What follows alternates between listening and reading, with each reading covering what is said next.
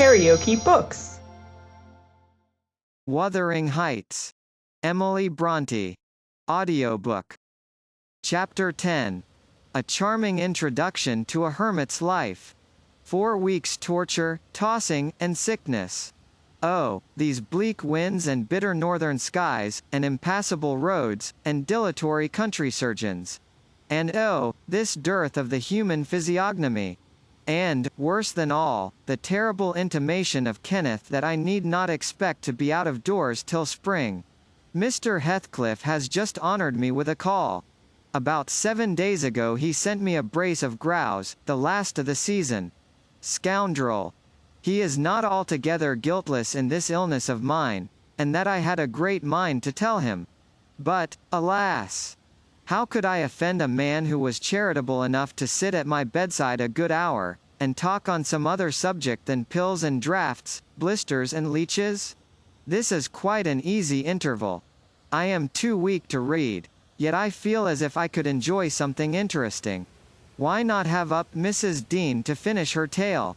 I can recollect its chief incidents, as far as she had gone. Yes, I remember her hero had run off, and never been heard of for 3 years, and the heroine was married. I'll ring. She'll be delighted to find me capable of talking cheerfully. Mrs. Dean came. It wants 20 minutes, sir, to taking the medicine, she commenced. Away, away with it. I replied, I desire to have. The doctor says you must drop the powders. With all my heart. Don't interrupt me. Come and take your seat here. Keep your fingers from that bitter phalanx of vials. Draw your knitting out of your pocket, that will do. Now continue the history of Mr. Heathcliff, from where you left off, to the present day. Did he finish his education on the continent, and come back a gentleman? Or did he get a scissors place at college, or escape to America, and earn honors by drawing blood from his foster country? Or make a fortune more promptly on the English highways? He may have done a little in all these vocations, Mr. Lockwood, but I couldn't give my word for any. I stated before that I didn't know how he gained his money. Neither am I aware of the means he took to raise his mind from the savage ignorance into which it was sunk. But, with your leave, I'll proceed in my own fashion, if you think it will amuse and not weary you. Are you feeling better this morning? Much. That's good news. I got Miss Catherine and myself to Thrushcross Grange, and, to my agreeable disappointment, she behaved infinitely better than I dared to expect. She seemed almost over fond of Mr. Linton, and even to his sister she showed plenty of affection. They were both very attentive to her comfort, certainly. It was not the thorn bending to the honeysuckles, but the honeysuckles embracing the thorn. There were no mutual concessions. One stood erect, and the others yielded. And who can be ill-natured and bad-tempered when they encounter neither opposition nor indifference? I observed that Mr. Edgar had a deep-rooted fear of ruffling her humor. He concealed it from her, but if ever he heard me answer sharply, or saw any other servant grow cloudy at some imperious order of hers, he would show his trouble by a frown of displeasure that never darkened on his own account. He many a time spoke sternly to me about my pertness, and averred that the stab of a knife could not inflict a worse pang than he suffered at seeing his lady vexed. Not to grieve a kind master, I learned to be less touchy, and, for the space of half a year, the gunpowder lay as harmless as sand, because no fire came near to explode it. Catherine had seasons of gloom and silence now and then. They were respected with sympathizing silence by her husband, who ascribed them to an alteration in her constitution, produced by her perilous illness, as she was never subject to depression of spirits before. The return of sunshine was welcomed by answering sunshine from him. I believe I may assert that they were really in possession of deep and growing happiness. It ended. Well, we must be for ourselves in the long run. The mild and generous are only more justly selfish than the domineering. And it ended when circumstances caused each to feel that the one's interest was not the chief consideration in the other's thoughts. On a mellow evening in September, I was coming from the garden with a heavy basket of apples which I had been gathering. It had got dusk, and the moon looked over the high wall of the court, causing undefined shadows to lurk in the corners of the numerous projecting portions of the building. I set my burden on the house steps by the kitchen door, and lingered to rest, and drew in a few more breaths of the soft, sweet air. My eyes were on the moon, and my back to the entrance, when I heard a voice behind me say, "Nellie, is that you?" It was a deep voice, and foreign in tone, yet there was something in the manner of pronouncing my name which made it sound familiar. I turned about to discover who spoke, fearfully, for the doors were shut, and I had seen nobody on approaching the steps. Something stirred in the porch, and, moving nearer, I distinguished a tall man dressed in dark clothes, with dark face and hair. He leant against the side, and held his fingers on the latch as if intending to open for himself. Who can it be? I thought. Mr. Earnshaw? Oh, no. The voice has no resemblance to his. I have waited here an hour, he resumed, while I continued staring, and the whole of that time all round has been as still as death. I dared not enter. You do not know me? Look, I'm not a stranger. A ray fell on his features. The cheeks were sallow, and half covered with black whiskers. The brows lowering, the eyes deep-set and singular. I remembered the eyes. What? I cried, uncertain whether to regard him as a worldly visitor, and I raised my hands in amazement. What? You come back? Is it really you? Is it? Yes, Heathcliff, he replied, glancing from me up to the windows, which reflected a score of glittering moons, but showed no lights from within. Are they at home? Where is she? Nellie, you are not glad. You needn't be so disturbed. Is she here? Speak. I want to have one word with her, your mistress. Go, and say some person from Gimmerton desires to see her. How will she take it? I exclaimed. What will she do? The surprise bewilders me, it will put her out of her head. And you are Heathcliff. But altered. Nay, there's no comprehending it. Have you been for a soldier? Go and carry my message, he interrupted, impatiently. I'm in hell till you do. He lifted the latch, and I entered, but when I got to the parlour where Mr. Dodd and Mrs. Linton were, I could not persuade myself to proceed. At length I resolved on making an excuse to ask if they would have the candles lighted, and I opened the door. They sat together in a window whose lattice lay back against the wall, and displayed, beyond the garden trees, and the wild green park, the valley of Gimmerton, with a long line of mist winding nearly to its top, for very soon after you pass the chapel, as you may have noticed, the sow that runs from the marshes joins a beck which follows the bend of the glen. Wuthering heights rose above this silvery vapor, but our old house was invisible, it rather dips down on the other side.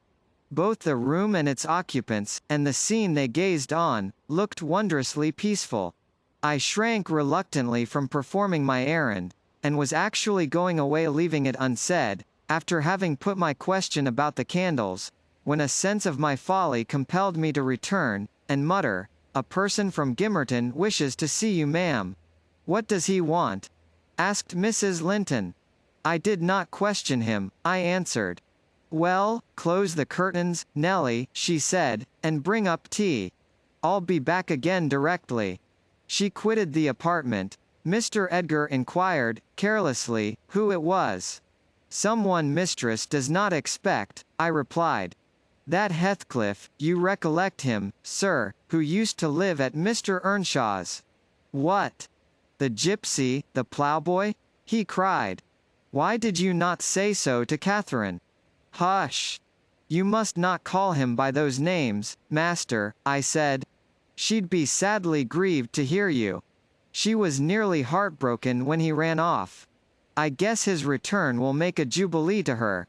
Mr. Linton walked to a window on the other side of the room that overlooked the court. He unfastened it, and leant out. I suppose they were below, for he exclaimed quickly, "Don't stand there, love.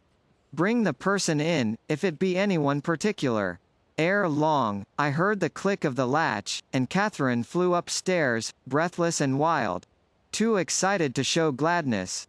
Indeed, by her face, you would rather have surmised an awful calamity. "Oh, Edgar, Edgar," she panted, flinging her arms round his neck. "Oh, Edgar darling.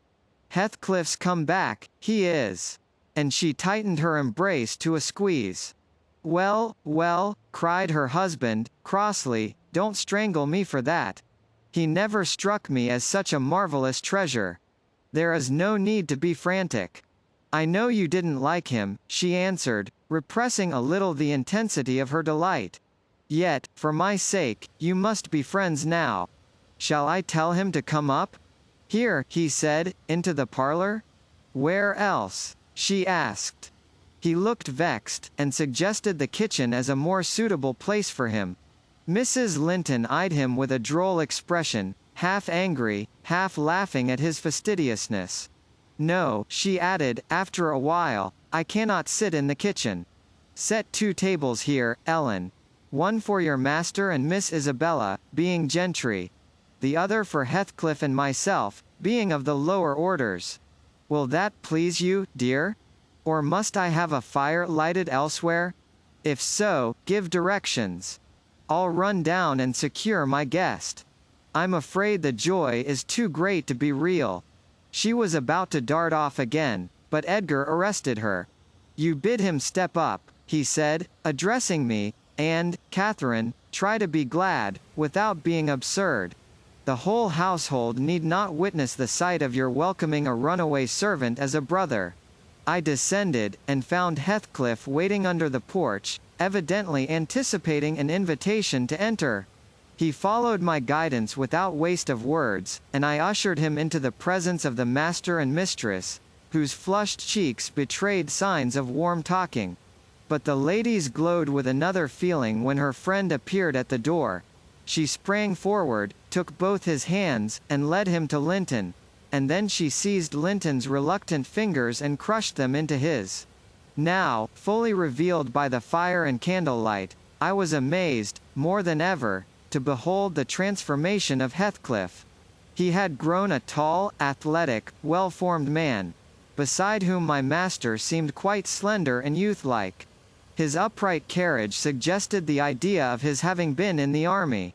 His countenance was much older in expression and decision of feature than Mr. Linton's. It looked intelligent, and retained no marks of former degradation. A half-civilized ferocity lurked yet in the depressed brows and eyes full of black fire, but it was subdued, and his manner was even dignified, quite divested of roughness, though stern for grace. My master's surprise equalled or exceeded mine. He remained for a minute at a loss how to address the ploughboy, as he had called him. Heathcliff dropped his slight hand, and stood looking at him coolly till he chose to speak. "Sit down, sir," he said, at length. "Mrs. Linton, recalling old times, would have me give you a cordial reception, and, of course, I am gratified when anything occurs to please her." "And I also," answered Heathcliff, "especially if it be anything in which I have a part. I shall stay an hour or 2 willingly." He took a seat opposite Catherine, who kept her gaze fixed on him as if she feared he would vanish were she to remove it.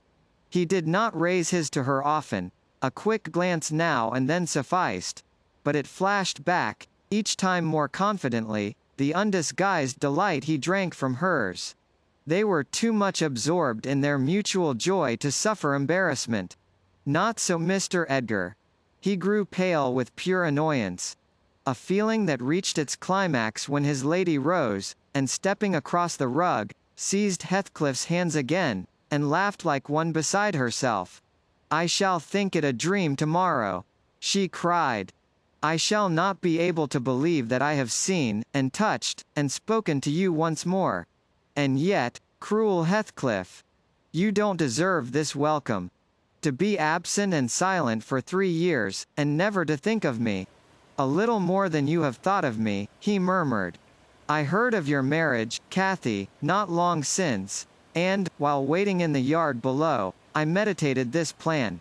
just to have one glimpse of your face, a stare of surprise, perhaps, and pretended pleasure.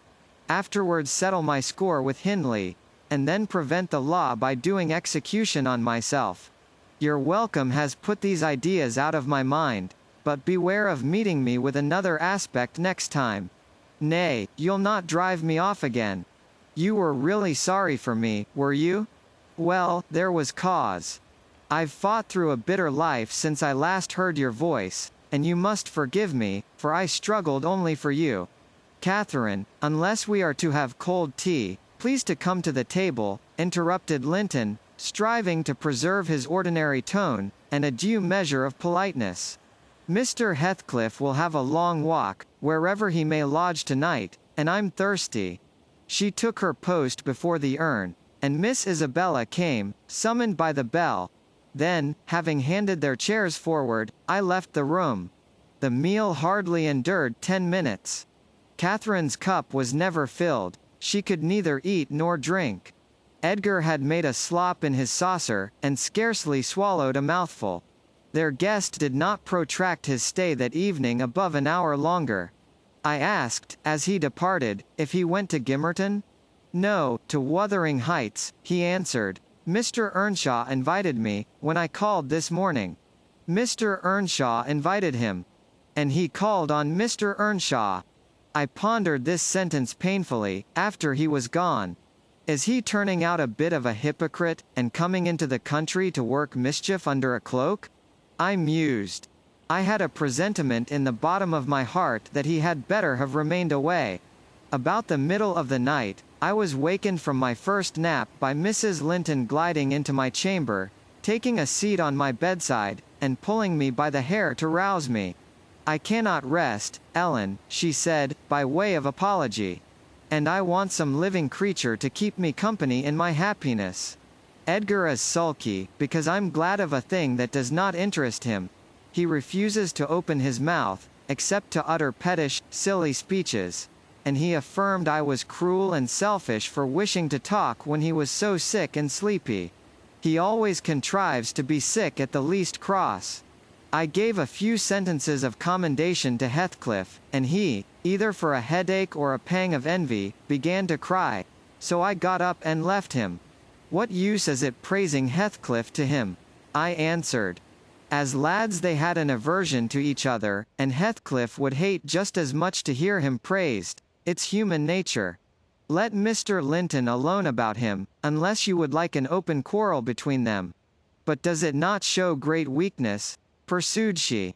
I'm not envious. I never feel hurt at the brightness of Isabella's yellow hair and the whiteness of her skin, at her dainty elegance, and the fondness all the family exhibit for her. Even you, Nelly, if we have a dispute sometimes, you back Isabella at once, and I yield like a foolish mother. I call her a darling, and flatter her into a good temper. It pleases her brother to see us cordial, and that pleases me. But they are very much alike.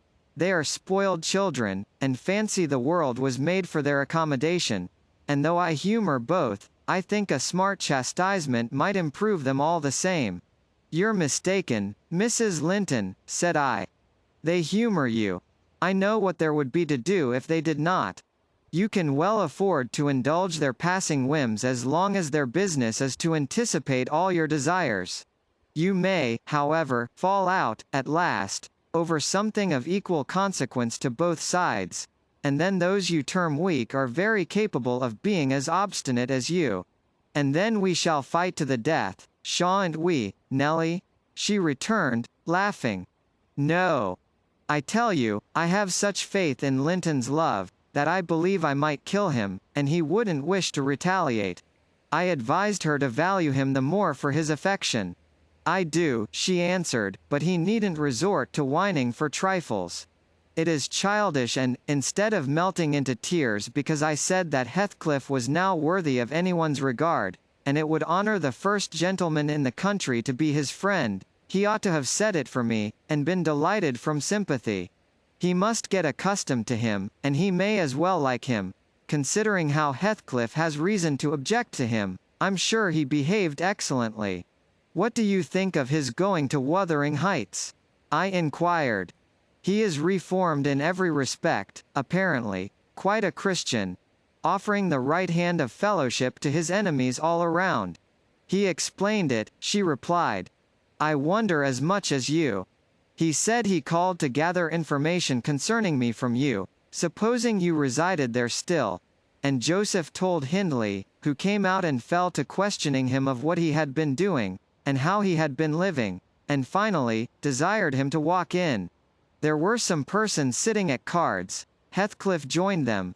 My brother lost some money to him, and, finding him plentifully supplied, he requested that he would come again in the evening, to which he consented. Hindley is too reckless to select his acquaintance prudently. He doesn't trouble himself to reflect on the causes he might have for mistrusting one whom he has basely injured. But Heathcliff affirms his principal reason for resuming a connection with his ancient persecutor is a wish to install himself in quarters at walking distance from the Grange, and an attachment to the house where we lived together, and likewise a hope that I shall have more opportunities of seeing him there than I could have if he settled in Gimmerton. He means to offer liberal payment for permission to lodge at the Heights, and doubtless my brother's covetousness will prompt him to accept the terms. He was always greedy, though what he grasps with one hand he flings away with the other. It's a nice place for a young man to fix his dwelling in, said I. Have you no fear of the consequences, Mrs. Linton? None for my friend, she replied. His strong head will keep him from danger. A little for Hindley, but he can't be made morally worse than he is, and I stand between him and bodily harm. The event of this evening has reconciled me to God and humanity. I had risen in angry rebellion against Providence. Oh, I've endured very, very bitter misery, Nelly. If that creature knew how bitter, he'd be ashamed to cloud its removal with idle petulance. It was kindness for him which induced me to bear it alone. Had I expressed the agony I frequently felt, he would have been taught to long for its alleviation as ardently as I.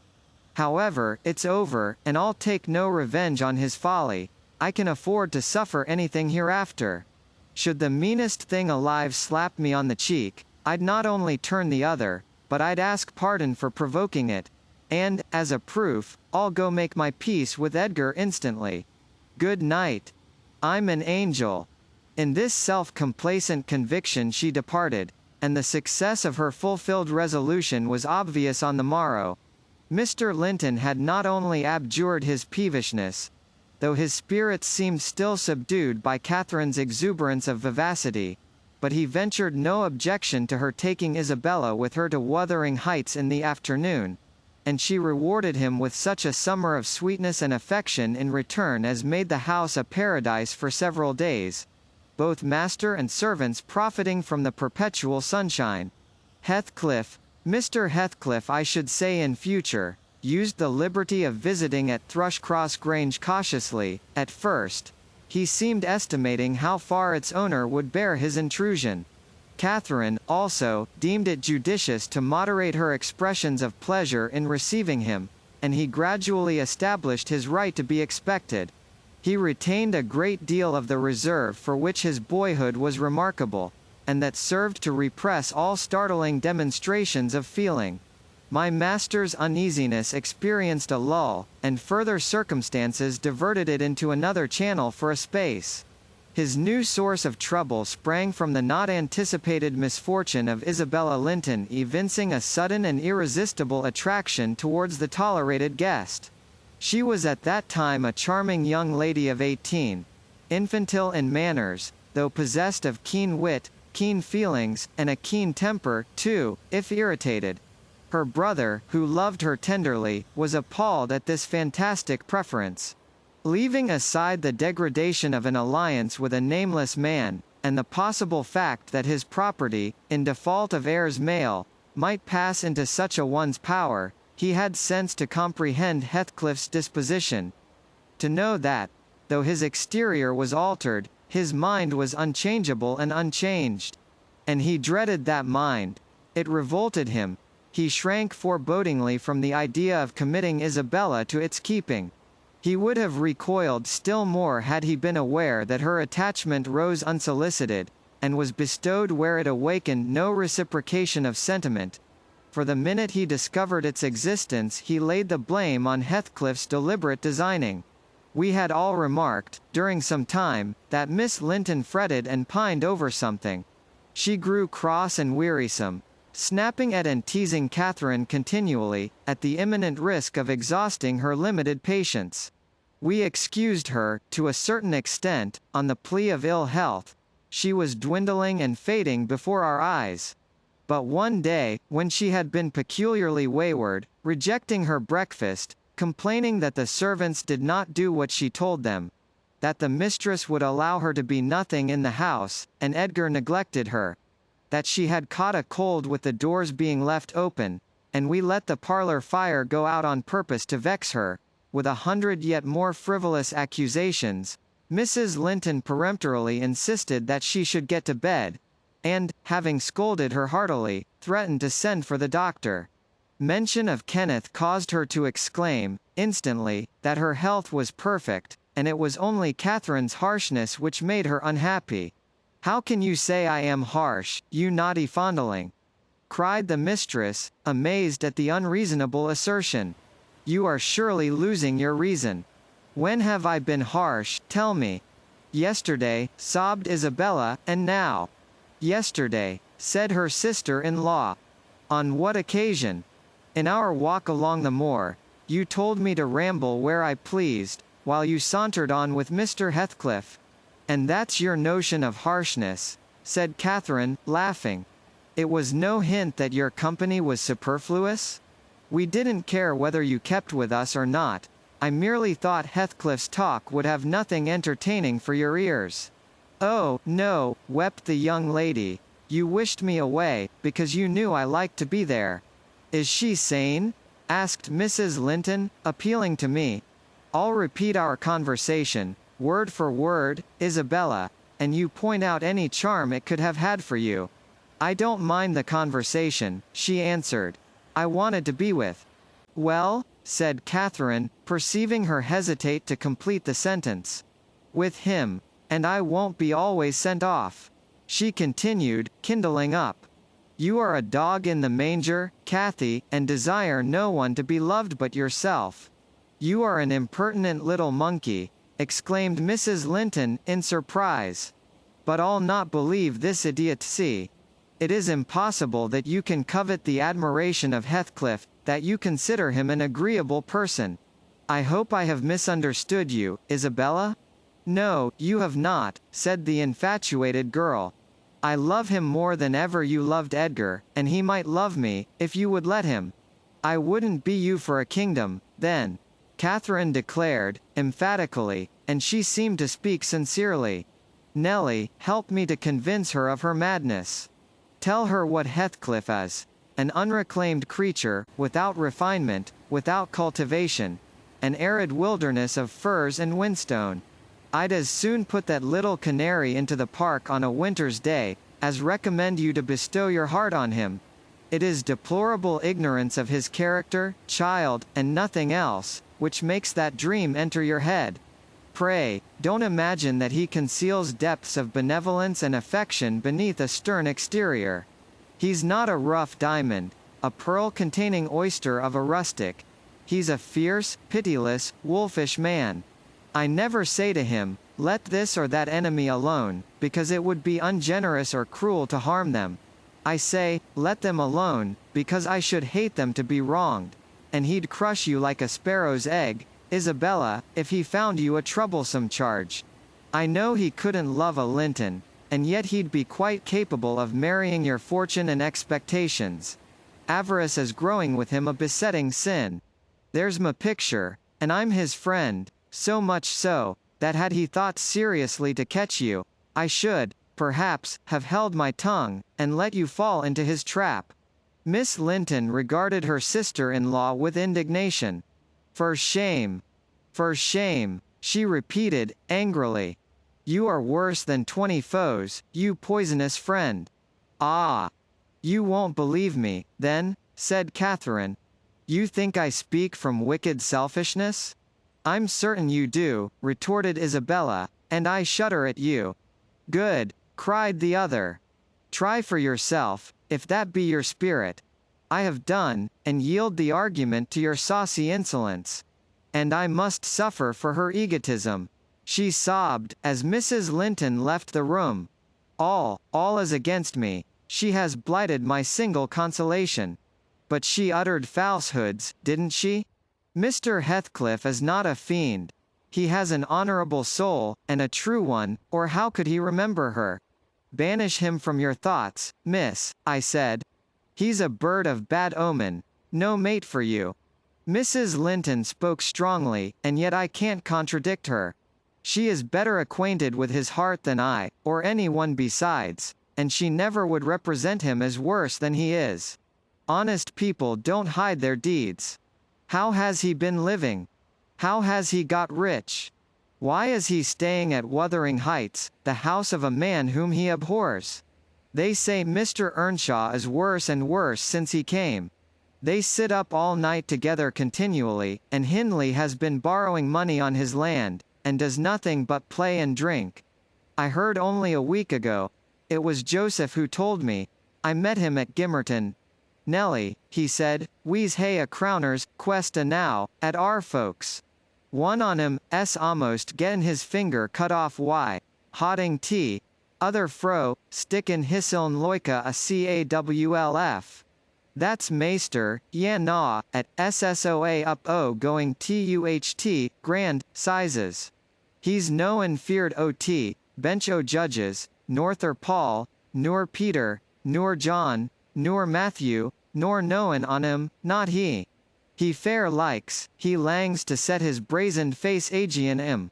And yon bonny lad Heathcliff, mind, he's a rare, He can girn a laugh as well s onybody at a right divil's jest. Does he niver say nowt of his fine living amang us, when he goes to Grange? This is way on up at sundown. Dice, brandy, cloised shutters, und canly light till next day at noon. Then, to fool gangs banning und raving to his chamber, making decent folks dig tour fingers I tour lugs for very shame. The knave, why he can caint his brass, ate, sleep, off to his neighbours to gossip wife. Course, he tells Dame Catherine how her father's Gould runs into his pocket, and her father's son gallops down Broad Road, while he flees afore to oppen Pikes. Now, Miss Linton, Joseph is an old rascal, but no liar, and, if his account of Heathcliff's conduct be true, you would never think of desiring such a husband, would you? You are leagued with the rest, Ellen, she replied. I'll not listen to your slanders. What malevolence you must have to wish to convince me that there is no happiness in the world. Whether she would have got over this fancy if left to herself, or persevered in nursing it perpetually, I cannot say. She had little time to reflect. The day after, there was a justice meeting at the next town. My master was obliged to attend, and Mr. Heathcliff, aware of his absence, called rather earlier than usual. Catherine and Isabella were sitting in the library, on hostile terms, but silent. The latter alarmed at her recent indiscretion, and the disclosure she had made of her secret feelings in a transient fit of passion. The former, on mature consideration, really offended with her companion, and, if she laughed again at her pertness, inclined to make it no laughing matter to her. She did laugh as she saw Heathcliff pass the window. I was sweeping the hearth, and I noticed a mischievous smile on her lips. Isabella, absorbed in her meditations, or a book, remained till the door opened, and it was too late to attempt an escape, which she would gladly have done had it been practicable. Come in, that's right, exclaimed the mistress, gaily, pulling a chair to the fire. Here are two people sadly in need of a third to thaw the ice between them, and you are the very one we should both of us choose. Heathcliff, I'm proud to show you, at last, somebody that dotes on you more than myself. I expect you to feel flattered. Nay, it's not Nelly. Don't look at her. My poor little sister-in-law is breaking her heart by mere contemplation of your physical and moral beauty. It lies in your own power to be Edgar's brother. No, no, Isabella, you shan't run off, she continued, arresting, with feigned playfulness, the confounded girl, who had risen indignantly. We were quarrelling like cats about you, Heathcliff, and I was fairly beaten in protestations of devotion and admiration. And, moreover, I was informed that if I would but have the manners to stand aside, my rival, as she will have herself to be, would shoot a shaft into your soul that would fix you forever, and send my image into eternal oblivion. Catherine, said Isabella, calling up her dignity, and disdaining to struggle from the tight grasp that held her, I'd thank you to adhere to the truth and not slander me, even in joke. Mr. Heathcliff, be kind enough to bid this friend of yours release me. She forgets that you and I are not intimate acquaintances, and what amuses her is painful to me beyond expression.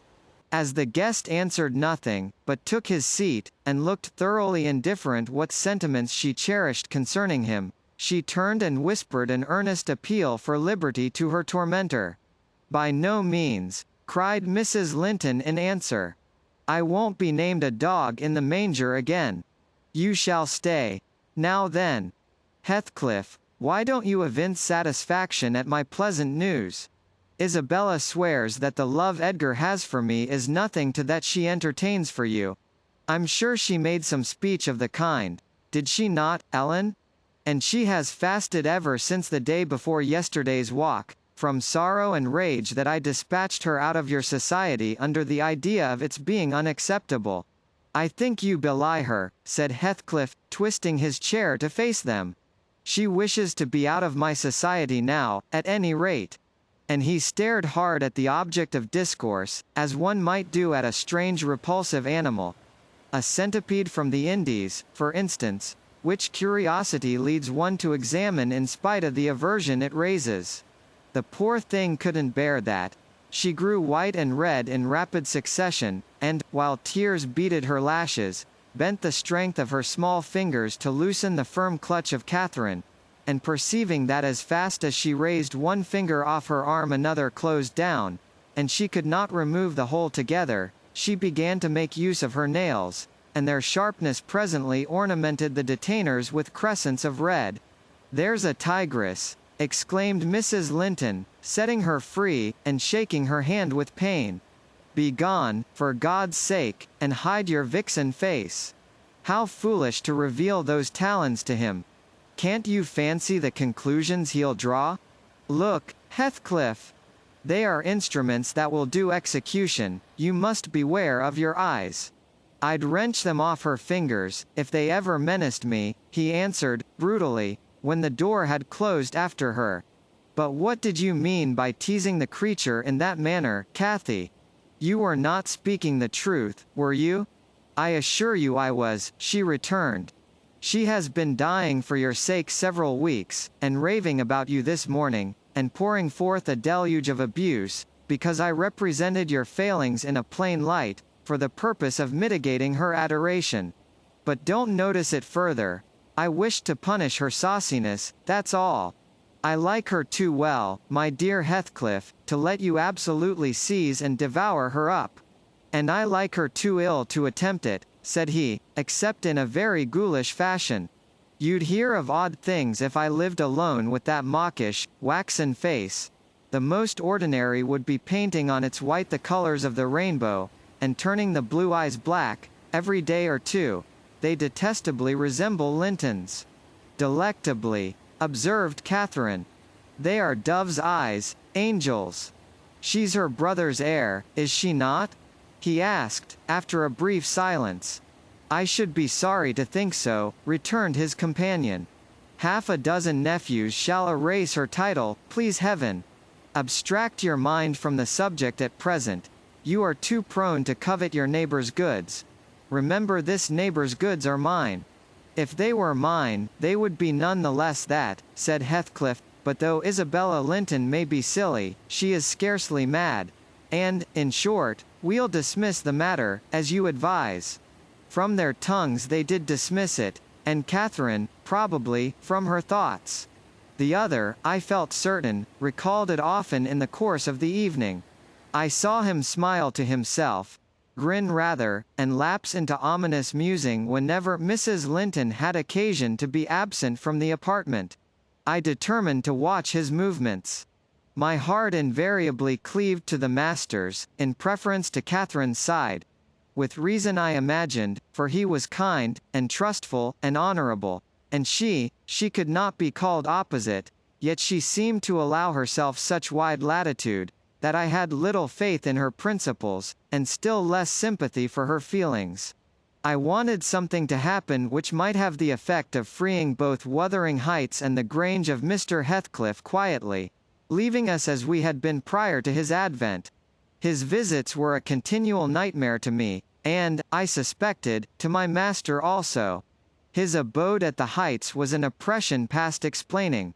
I felt that God had forsaken the stray sheep there to its own wicked wanderings, and an evil beast prowled between it and the fold, waiting his time to spring and destroy. KaraokeBooks.